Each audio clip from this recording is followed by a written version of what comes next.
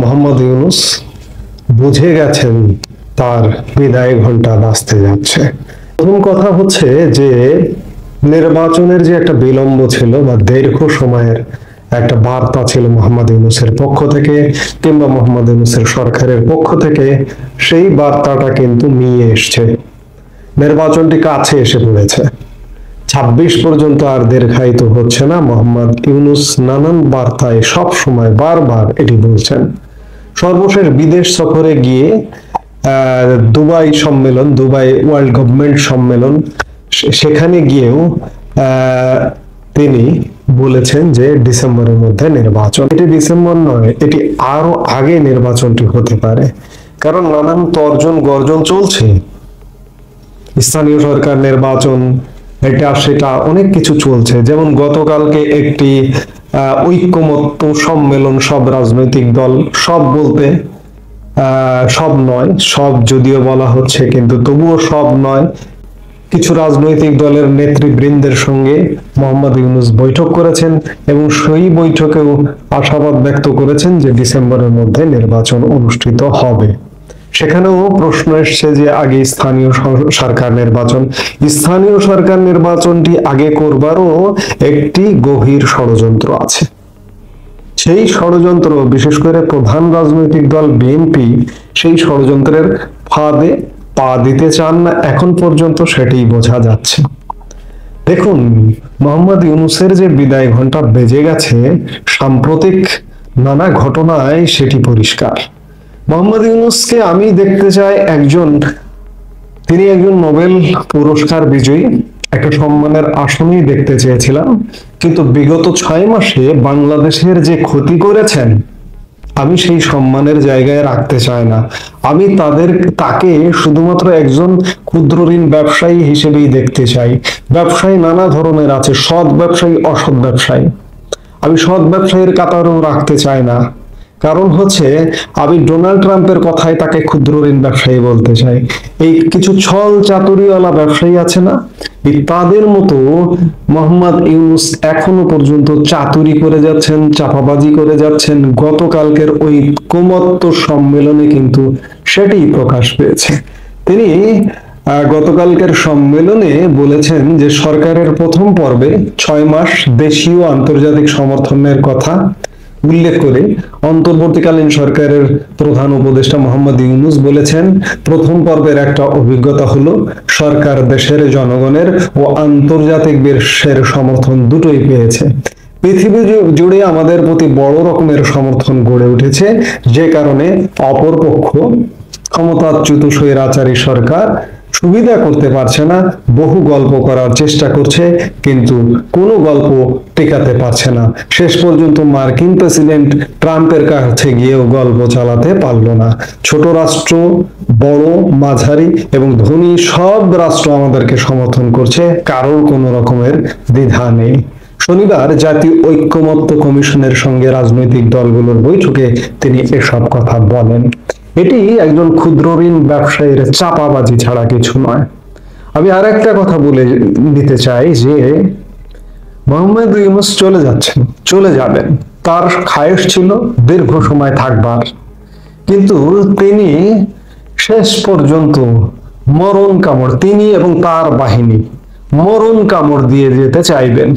1971 সালে আমাদের মুক্তিযুদ্ধের শেষ লগ্নে যখন পাকিস্তানি বাহিনী জেনে গিয়েছিল যে পরাজয় নিশ্চিত, তখন আমাদের কিন্তু শেষ কামড় দিয়ে গেছেন। আমাদের বহু গুরুত্বপূর্ণ স্থাপনার দিকে ভেঙে মেচাকার করে দিয়েছেন, মানব সম্পদ ধ্বংস করেছেন। 14ই ডিসেম্বর বুদ্ধিজীবী দিবসের কথা আপনাদের নিশ্চয়ই মনে আছে। আমাদের জাতির শ্রেষ্ঠ সন্তানদের বেছে বেছে হত্যা করা হয়েছিল। মোহাম্মদ ইউনূসের সাঙ্গপাঙ্গরাও কিন্তু সেটাই করবার চেষ্টা করবে, কারণ তারা বুঝতে পারছে তাদের অবস্থা, তাদের লেজ গুটিয়ে আসছে, যার দরুন নির্বাচন এগিয়ে আসছে। অন্যান্য রাজনৈতিক দলগুলো যেটি চাইছে সে পথে হাঁটছে, যদিও তারা রাজনৈতিক দলের মতের বাইরে আরেকটি রাজনৈতিক দল, বিশেষ করে যারা তাদের ব্যাকআপ, তাদের এজেন্ডা বাস্তবায়ন করবার চেষ্টা করছেন, কিন্তু ভেতরে ভেতরে আসলে পারছেন না।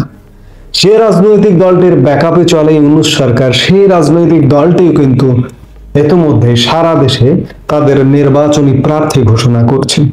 এই প্রার্থী ঘোষণা থেকেই অন্যান্যদের অন্ততপক্ষে এটি আজ পাওয়া উচিত যে নির্বাচন কিন্তু খুব শীঘ্রই, এমনকি ডিসেম্বর না, ডিসেম্বরের আগেও হয়ে যেতে পারে। ইতিমধ্যে ভারতের প্রধানমন্ত্রী নরেন্দ্র মোদী বিদেশ সফর শেষে শনিবার দেশে ফিরেছেন এবং ফ্রান্স এবং মার্কিন যুক্তরাষ্ট্র সফর এবং গৌরবোজ্জ্বল সফর, উষ্ণ অভিনন্দনপূর্ণ সফর ছিল নরেন্দ্র মোদীর। এই যে মোহাম্মদ ইউনূস যে চাপাবাজি করছেন এখনো, যে তার দিকে সারা পৃথিবী আছে, কিন্তু আমরা তো দেখতে পাচ্ছি যে বাংলাদেশ এই মুহূর্তে পৃথিবী থেকে বিচ্ছিন্ন হয়ে গেছে। গত 6 মাসে মোহাম্মদ ইউনূস সমানে চাপাবাজি করে যাচ্ছেন যে পৃথিবীর বিভিন্ন দেশ জিজ্ঞেস করে যে তোমরা যে সংস্কার করছো তোমাদের সঙ্গে আমরা আছি, তোমাদের কি লাগবে বলো। মোহাম্মদ ইউনূস গত 6 মাসে কি লাগবে সেই লাগাটা কোনো একটি দেশ থেকে কিংবা কোনো একটি দাতা সংস্থা থেকে কোনো লাগাটা আমাদেরকে একটু দেখাতে পারবেন? আমরা প্রমাণ সহ দেখতে চাই। কিংবা মোহাম্মদ ইউনূসকে কোনো রাষ্ট্রীয় অতিথি হিসেবে সসম্মানে ডেকে নিয়ে উষ্ণ সংবর্ধনায় সংবর্ধিত করেছেন, এমনটা কি মোহাম্মদ ইউনূস আমাদেরকে দেখাতে পারবেন? পারবেন না, কেউ ডাকেন না। মোহাম্মদ ইউনূস বিদেশ সফরেও যেগুলো যাচ্ছেন গুরুত্বহীন সফর, যে সফরগুলো কোনো গুরুত্ব নেই। জলবায়ু সম্মেলনে যাচ্ছেন, বিজনেস সম্মেলনে যাচ্ছেন, বিভিন্ন রাষ্ট্রের ছোট ছোট সম্মেলনগুলোতে যাচ্ছেন, অর্থাৎ গুরুত্বহীন প্রত্যেকটি সম্মেলনে তিনি যাচ্ছেন কিন্তু। এবং দান, অনুদান, সাহায্য, ঋণ গত 6 মাসে কি এসেছে? আমার যদি আন্তর্জাতিক বিশ্ব আমার দিকে ঝুঁকেই থাকতো, তাহলে তো আমি দান, অনুদান, সাহায্য, সহযোগিতায় ভরপুর হয়ে যেতাম।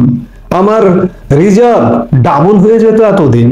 যে প্রতিশ্রুতি, যে চাপাবাজি করেছেন মোহাম্মদ ইউনূস শুরু থেকে, জাতিসংঘের সাধারণ পরিষদে গিয়েই বিলিয়ন বিলিয়ন ডলার তিনি নিয়ে এসেছেন, কোথায় সেগুলো? কিছুই আসেনি। চাপাবাজি, মানুষকে ধোঁকা দেওয়া। ক্ষুদ্র ঋণ ব্যবসার মধ্যে ধোঁকা আছে, শুভঙ্করের ফাঁকি আছে। আজকে বাংলাদেশটাকেও মনে করছেন যে ক্ষুদ্র ঋণের একটি প্লট, যার কারণে নিয়মিত ধোঁকা দিচ্ছেন, প্রতিনিয়ত ধোঁকাবাজি করছেন। এতই আমাদের প্রতি আকৃষ্ট, অথচ যুক্তরাজ্যের মতো দেশ তাদের নাগরিকদের আমাদের দেশে ভ্রমণ সতর্কতা জারি করছেন। গত 31 জানুয়ারি ভ্রমণ সতর্কতা জারি করেছেন। আবার এই যে গত 13 ফেব্রুয়ারি আবার তারা ওয়েবসাইটে উল্লেখ করেছেন যে এই যে ভ্রমণ সতর্কতাটা, এটি কিন্তু এখনো পর্যন্ত জারি আছে।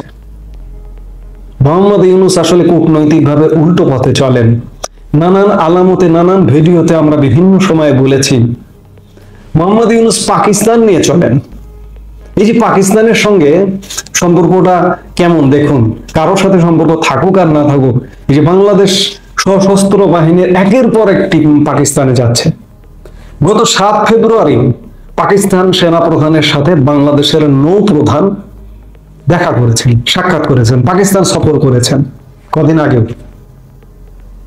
পাকিস্তান বাংলাদেশে বিমান চালু হচ্ছে, এয়ার জিন্নাহ একটা বেসরকারি বিমান সংস্থা, কিন্তু বাস্তবিক অর্থে সেটি চালু হবে কিনা সেটি একটি বড় প্রশ্ন। এই ক্ষেত্রে ভারত সবচেয়ে বড় বাধা হতে পারে।